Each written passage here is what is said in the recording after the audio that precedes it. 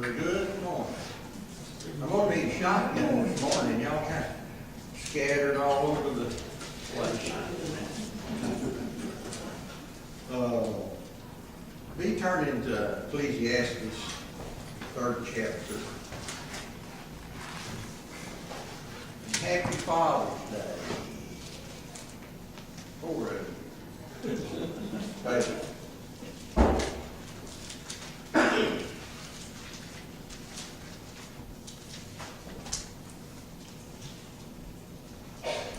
Remember Brother George today? He'll be preaching in a little bit out in New Mexico, listening that. And he's traveled back and all. And we'll just have a joyful time here too. Okay?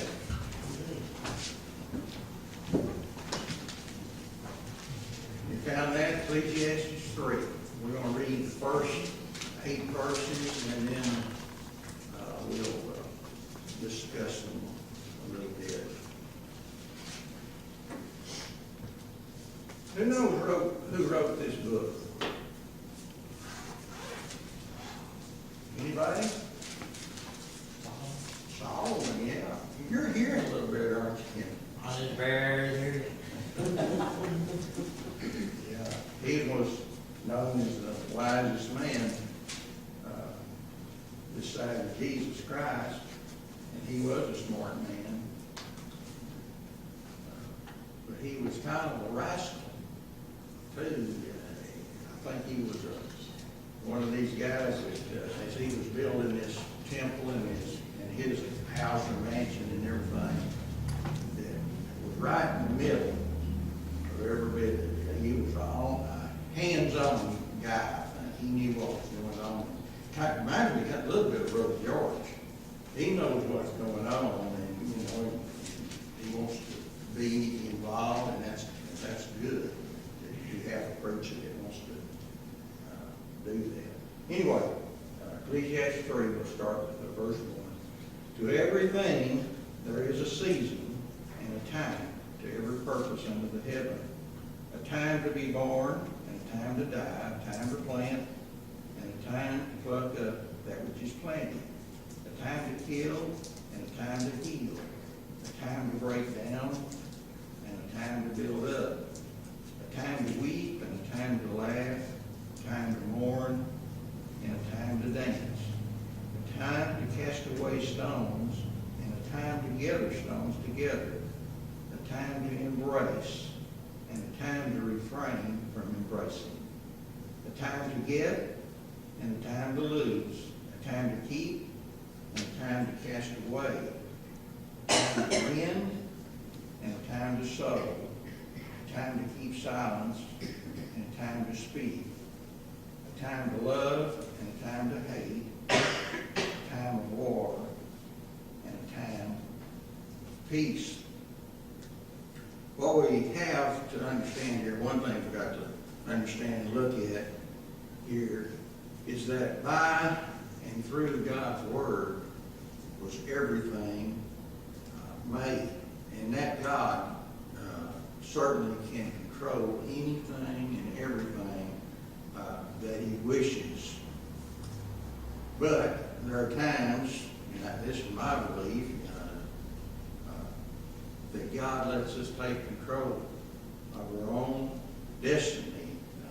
He gave us a free will, a mind to do our own thinking and all, to make our own decisions. He also allows us to make we make our own decisions. He allows us to make mistakes too, doesn't he? We can make the right decisions, but we can sure make some wrong ones. But I think there's a purpose in that Solomon's bringing out here. We make mistakes and we learn from them. We don't do those same things again.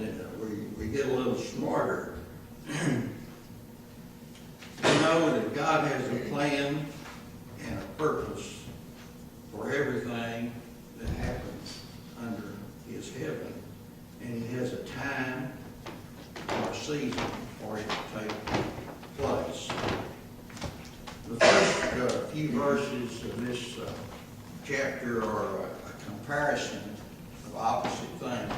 As you notice that we're reading, it'll be a time to be born, a time to die, and so forth and on. But there's an opposite to each thing that's brought out. They can have a worldly purpose and meaning, or they can have a spiritual one, which is good for us. It's also good for us to know the worldly outlook too, that we might be able to help those around us. It might make us watch our testimonies, that we might not affect somebody's outlook on Christianity. The first verse here talks about there being a reason for everything and a season for everything. Does anybody know if Lane has anyone in Sunday school, or was? There's only one here, he's in Pat's. Okay. Yes, sir. Thank you. So you're welcome staying here if they don't need you back there. Well, let's look here at the first verse. It says, to everything there is a season and a time to every purpose under the heaven. So let's look at the seasons just a little bit. Where are we at right now? We're in the spring, aren't we? But it's fixing to be, summer's fixing to get hot. Look like it's already. But summer just lies ahead, and after the last few days, you know, I'm already thinking I'm gonna pass summer. I want to go right on to fall, and then in a little bit I can start complaining about it being too cold and get, oh, I wish it was summer again. You know, that's the way we are. We're always wishing for something better, something different. But when summer gets here and it's near 100 degrees, we want it to change. We're not satisfied. Humans are hardly ever completely satisfied. They're looking for something better, something more comfortable. But as I studied, I see that I'm glad that we don't control the seasons. Because we've been having like first part of May or first part of October all the time. And that would upset the way God planned for everything to reproduce and all.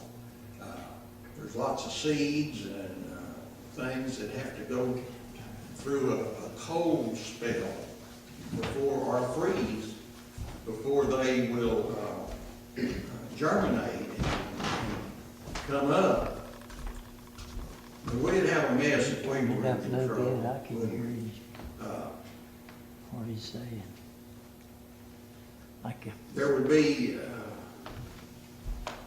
no plants that wouldn't produce if we were in control. There'd be no new seeds for trees like the acorns, the pine cones that have to go through the process I was talking about. There'd be no new animals if we had only one season. Most of your wild animals and some of your domesticated animals, spring is the season they bear their young. We have domesticated animals now that have their young when we plant it, so that we can have food, you know, eggs and stuff like that, the year round. And instead of just one time of the year. I don't know how many times that now I know cattle, usually you have a calf a year, but under some conditions you can have a calf under every 10 months. If you plan it right and everything cycles right.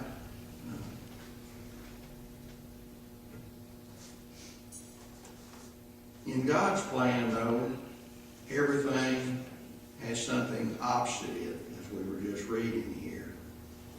Night and day, time to work, time to rest. There's life, there's death, there's love, there's hate, there's good, there's bad, there's rich, there's poor, there's up and down, and so forth. One source I studied compared life on earth to the spokes of a wheel. Every spoke, if you ever watched an old Western, you see these old wagon wheels, and they got spokes, and there's always one opposite the other one. And anyway, you can just look at that as, say the wheel stopped and this spoke is pointing straight up when it stops, and that's good. That's the good point of the spoke.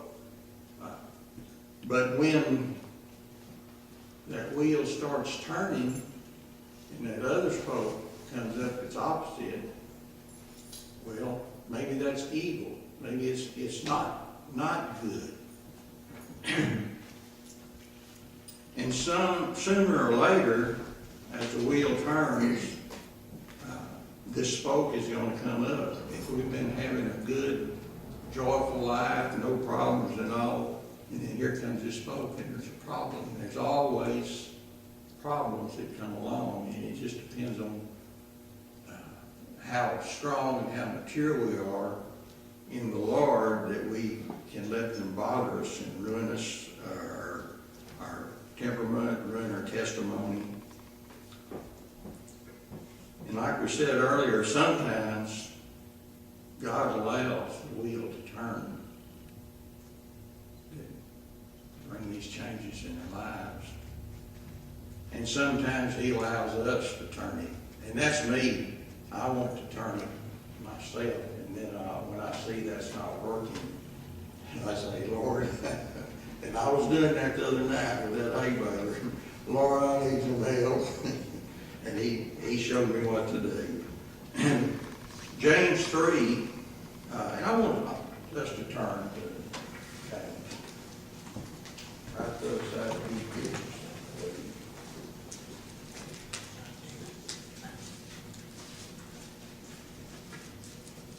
James 3 tells us how God lets us set the course of nature, although it displeases Him sometimes how we do it. We're going to read James 3, verses 6 through 18. It's a pretty long reading, but it's got some really good stuff in it. Starting with chapter 3, verse 6 of James. And the tongue is a fire, a world of iniquity. So is the tongue among our members, that it defileth the whole body, and setteth on fire the course of nature, and it is set on fire of hell. For every kind of beast, and of birds, and of serpents, and of things in the sea is tamed, and hath been tamed by mankind. But the tongue can no man tame. It is an unruly evil, full of deadly poison. Therewith bless we God, even the Father. Therewith curse we men, which are made after the similitude of God. Out of the same mouth proceedeth blessing and cursing. My brethren, these things ought not to be. Does the fountain send forth at the same place sweet water and bitter? Can the fig tree, my brethren, bear olive berries, either of vine figs? So can no fountain both yield salt water and flesh. Who is a wise man and endued with knowledge among you? Let him show out of a good conversation his works with meekness of wisdom. But if you have bitter envy and strife in your hearts, glory not and lie not against the truth. This wisdom descendeth not from above, but is earthly, sensual, devilish. For where envying and strife is, there is confusion and every evil work.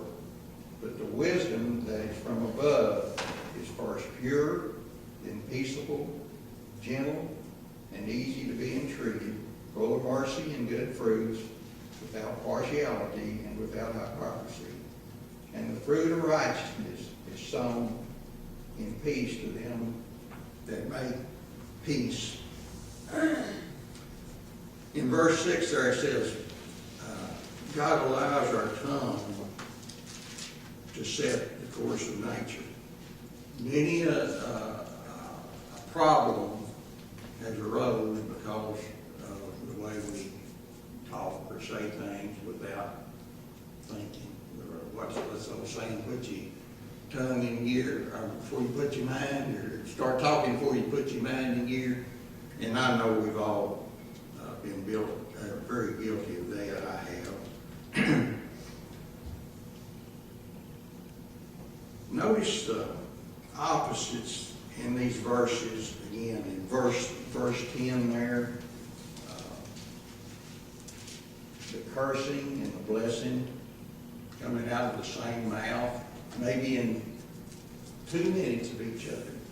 Everything going so good, and then we're just loud, we're praising the Lord, and in a minute we're doing the opposite. And in verse 11, sweet and bitter water. In verse 12, salt and fresh water. These things shouldn't happen, but they do. They come. That's us. We've got these things in us, and they come out of us. The Lord's telling us it shouldn't be, but we do. We allow that in our lives sometimes. As a Christian, we shouldn't be guilty of that, but we still have our carnal nature in us, and these things are going to pop out at times. The difference between wisdom from above and wisdom of the world. We just read these, and if you get time, read verses 17 and 18, and then go back and read verses 14, 15, and 16. And it shows you the difference between wisdom of the world and good, godly wisdom. In verse 2, Solomon gives us a lot to contemplate and meditate on. Let's reread it right quick. Ecclesiastes 3, verse 2. A time to be born and a time to die, a time to plant and a time to pluck up that which is planted. Home run. I'm sorry. I think that's what they do at the Rangers game. There's a home run.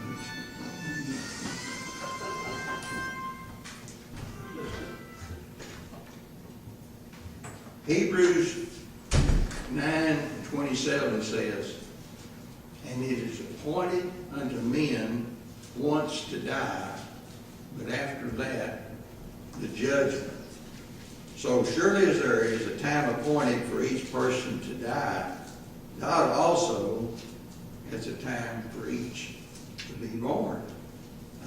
I believe that God allows us to some extent to determine the number of our years. Now, most of us want a long life as long as we're healthy and we're doing well, and we have a lot to do that with that, by the way we take care of ourselves, the way we eat and drink, and as Brother George says, if something's wrong, go to the doctor and get it seen about.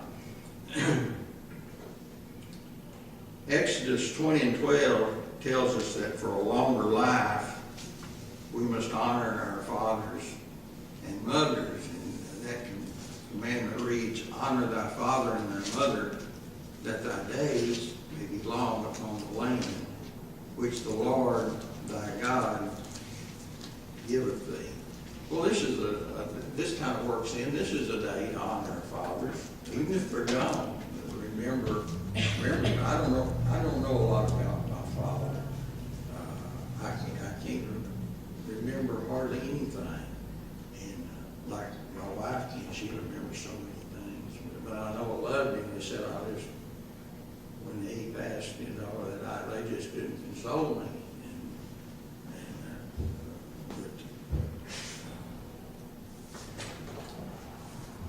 this is a day we can remember them.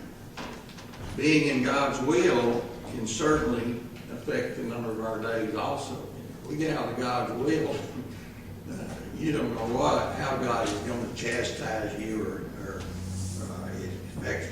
especially if you're affecting His word and His people. In Job 14, let's turn back to Job also. Whether you read these things with me.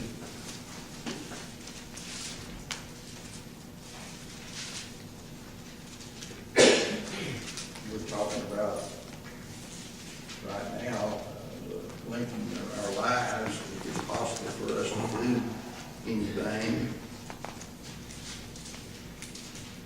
Job 14 tells us about the length of men's life, and it's in verse 1 and 2 and 5.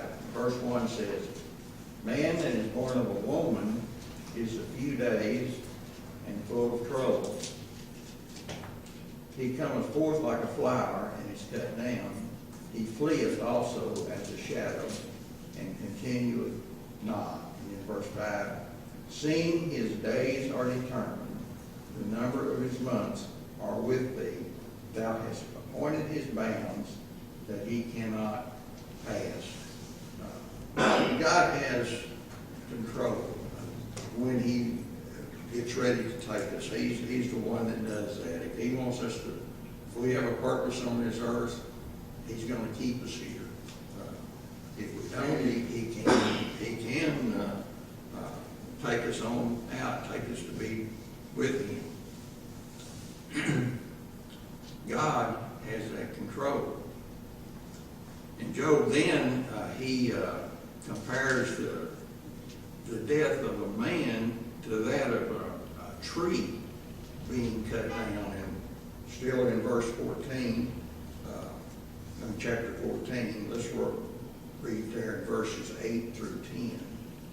It says, talking about the tree, well, let's go up to verse 7. "For there is hope of a tree, if it be cut down, that it will sprout again, and that the tender branch thereof will not cease. Though the root thereof wax old in the earth, and the stock thereof die in the ground, yet through the scent of water it will bud and bring forth boughs like a plant. But man died and wastes away, yea, man giveth up the ghost, and where is he?" And then we go to verse number 14. "If a man die, shall he live again? All the days of my appointed time will I wait till my chance comes." So this verse here is a verse that shows that Job believed in resurrection. That's something we have as his children to look forward to. If there's anything that can make us smile or be happy, if you don't have joy and peace in your life, maybe there's some things you need to look about if you really have trusted Jesus, because He brings that into your life, joy and peace.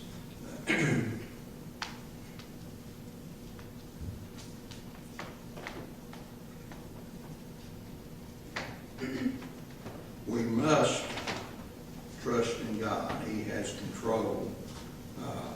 Turn now to the 49th Psalm.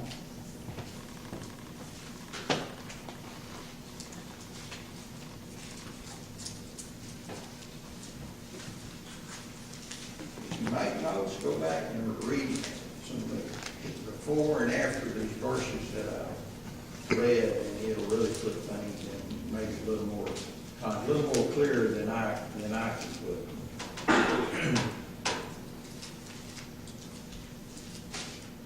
Psalms 49, verses 6 through 14. It's talking about where we put our trust. We'll see right here, we don't want to put it in the well. Verse 6, "They that trust in their wealth and boast themselves in the multitude of their riches, none of them can by any means redeem his brother or give to God a ransom for him. You cannot buy your own salvation. You cannot buy someone else's salvation with your wealth. For the redemption of their soul is precious, and it ceases forever, that he should still live forever and not see corruption. For he seeth that wise men die, likewise the fool and the rudish person perish, and leave their wealth to others. That's one thing about it. You get out here and you get all you can all you get, but you can't take it with you. You're going to leave it to somebody right here, and it might be somebody you don't want it to go to, but that's the way to have a good will. In verse 15, let's see. No, excuse me, I didn't finish reading on that. Starting back again, verse 11. Their inward thought is that their houses shall continue forever, and their dwelling places to all generations. They call their lands after their own names. That's what I'm saying. It's not going to belong to them after they pass them. Nevertheless, man being in honor abideth not. He is like the beasts that perish. This their way is their folly, yet their posterity approve their sayings.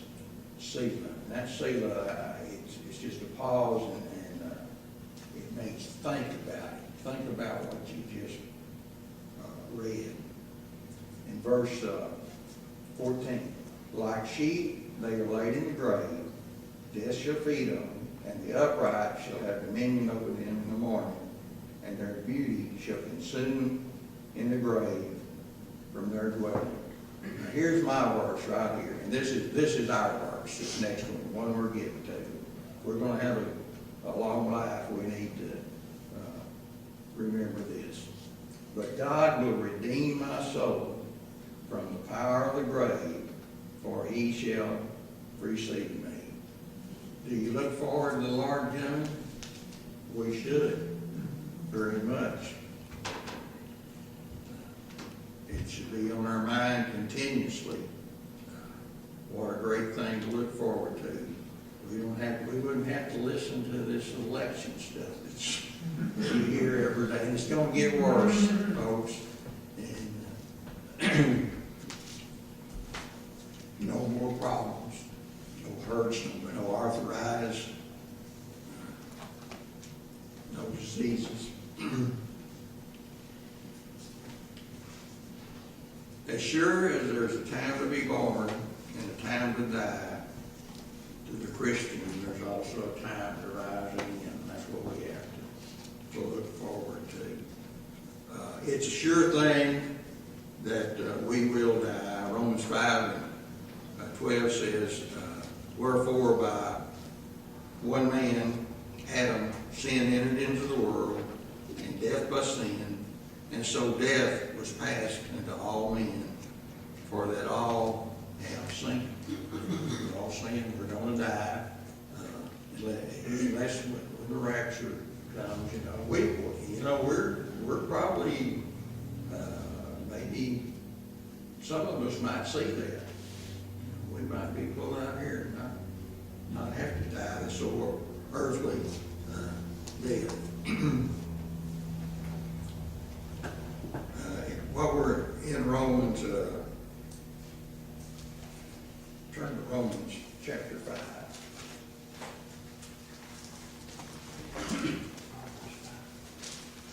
Romans 5.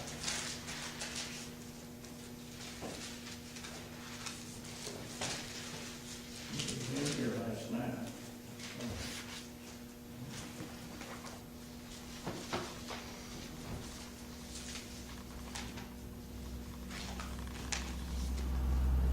We just read the verse about the time to die, pointed to all. Now Romans 5 verses 6 through 11. For when we were yet without strength, in due time, Christ died for the ungodly. Praise the Lord. He made it happen for us. Let his Son die on Calvary. For scarcely for a righteous man will one die, yet peradventure for a good man, some would even dare to die. We have men dying today in our military, standing in for this nation, for this people, and for other countries' rights. So there are men that will lay down their lives for others. But God commanded His love toward us in that, while we were yet sinners, Christ died for us. Much more then, being now justified by His blood, we shall be saved from wrath through Him. For if when we were enemies, we were reconciled to God by the death of His Son, and that's how it happens, our belief in that, resurrection. Much more, being reconciled, we shall be saved by His life. And not only so, but we also joy in God through our Lord Jesus Christ, by whom we have now received the atonement. We're blessed people. Sometimes we don't realize what we have. We take for granted our salvation. We take for granted. One of the men prayed early this morning, thank you for just giving us a breath of life, this morning. He didn't have to do that, did he? Excuse me. But anyway, we've got, according to those verses, we've got a lot to look forward to as Christians. No matter how hard it gets out here in the world, we still have our blessed hope. The second part of verse 2 of Ecclesiastes 3 says, "And a time to pluck up that which is planted," a time to plant and a time to pluck up that which is planted.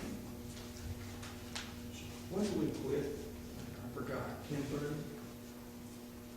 Yeah, I think about 10:30. There's a time for men to plant, the time of the year. We talked about that earlier, a season. Some things you plant in the spring, some things you plant in the fall.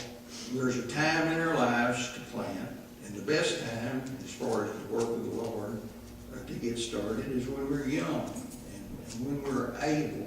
A lot of us we're getting to where we're not quite as able as we used to be. But when that which we have planted has produced its crop or fruit, when it's quit bearing, there's a time for plucking it, when it's no good for anything anymore. What do we do with it? How many of y'all ever done any real gardening and really stayed with it? I know my mother, as soon as her beans they come out of the ground, and she planted something all the time. Until winter got there, she has always had something in the ground, something to keep on making. But anyway, you pluck it up, you pull it up, and you get it out of the way for a new crop.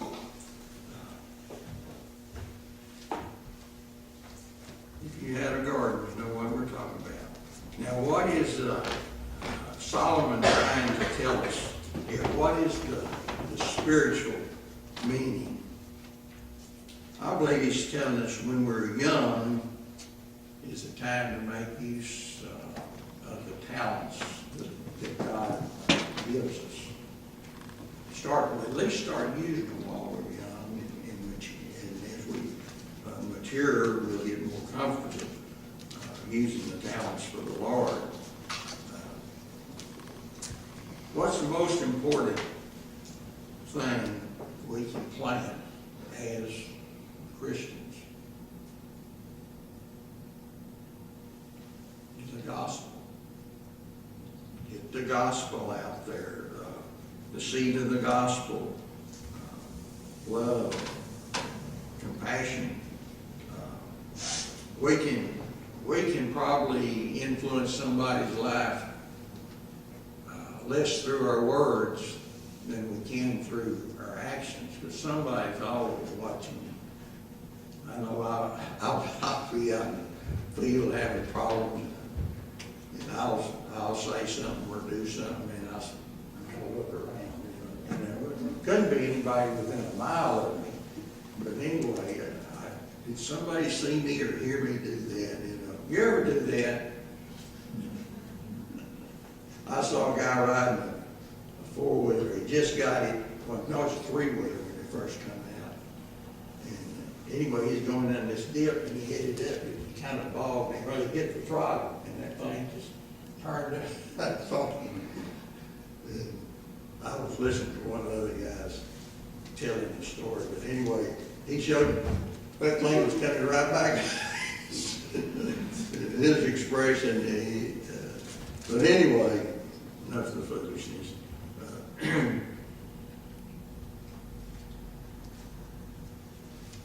We need to watch our testimony. If we're at Walmart or wherever we're at, watch how we act, what we say, what you tell the clerk. They're just there making a living, you know. They may be having a bad day. I think sometimes I make them mad when they're waiting on me and, you know, and real smiling on, you know. I say, well, you have a good day, you know. And I don't know if that's nice or not.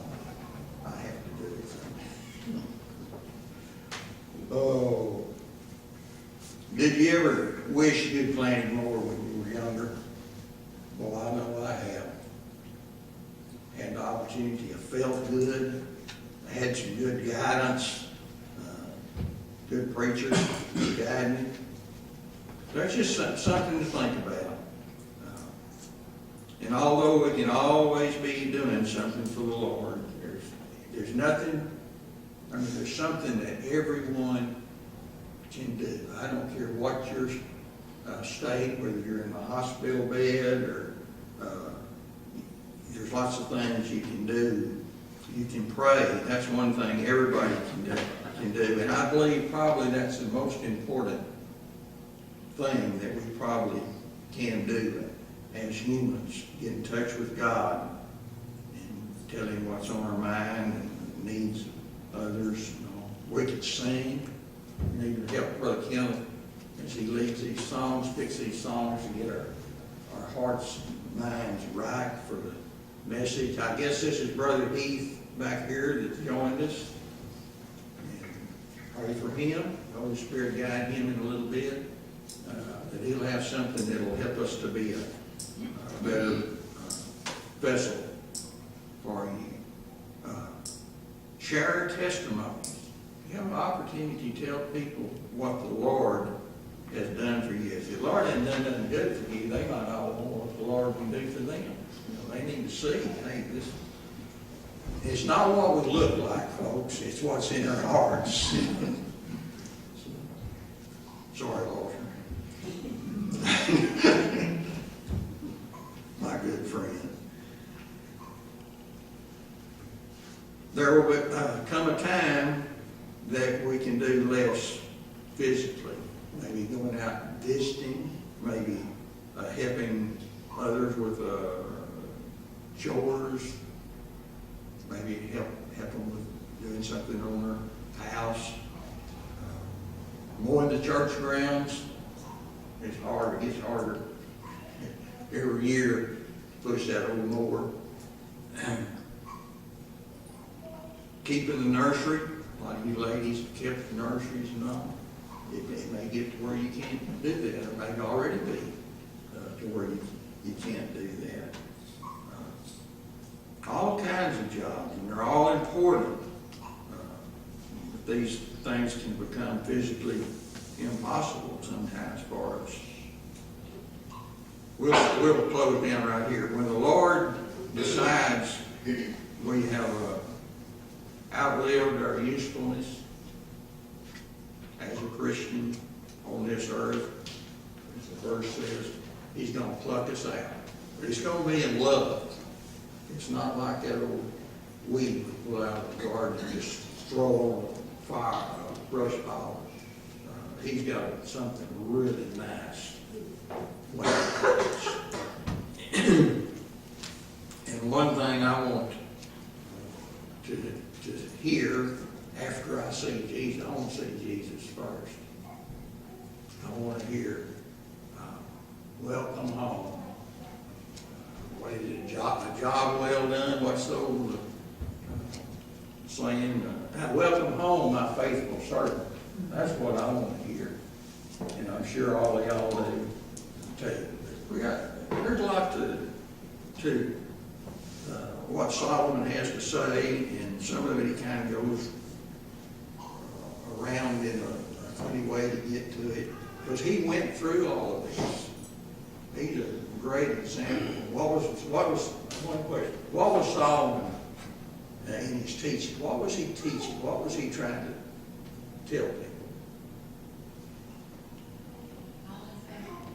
Vanity. That if you're not doing something for the Lord, whatever you're doing is not for the Lord, it's vanity. You know? And he knew, because he did it all. He did everything that a man could do. Well, I thank you very much. Y'all are dismissed. A little time to fellowship.